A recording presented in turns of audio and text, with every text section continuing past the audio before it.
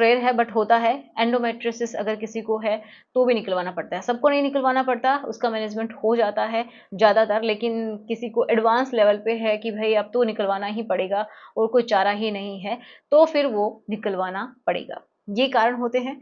अब देखो जब यूट्रस निकल जाता है तो होता क्या है कि किसी किसी को ये बोलते हैं कि पेन होता है, ठीक है, बाद में अगर वो रिलेशन बनाते हैं तो उनको पेन फील होता है। तो क्यों होता है?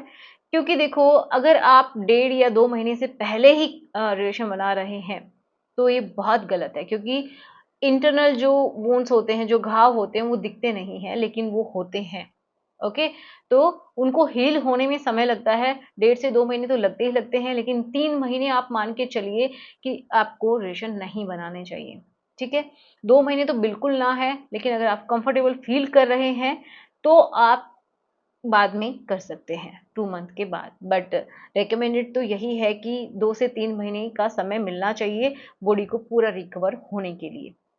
ओके, तो अगर फीमेल कंफर्टेबल है 2 महीने के बाद, उसको पेन नहीं होता है तो बिल्कुल कर सकते हैं, लेकिन 3 महीने का समय आपको लेके चलना ही चाहिए। तो इस वजह से भी किसी किसी को क्या है, पेन होता है। दूसरा कारण होता है पेन होने का कि वहाँ पे बहुत ज़्यादा ड्राइनेस बन जाती है फीमेल की, क्योंकि देखो धीरे धीरे जब इच्छा भी खत्म हो जाती है तो वहाँ पे एक जो नेचुरल ल्यूब्रिकेशन होना चाहिए तो वो नहीं होता है इस रास्ते में, जिसकी वजह से क्या होता है, ड्राइनेस होती है। अगर आप वहाँ पे कुछ भी इंसर्ट करते हैं या फिर आप रेशम बनाते हैं तो आपको पेन होता है। छोटे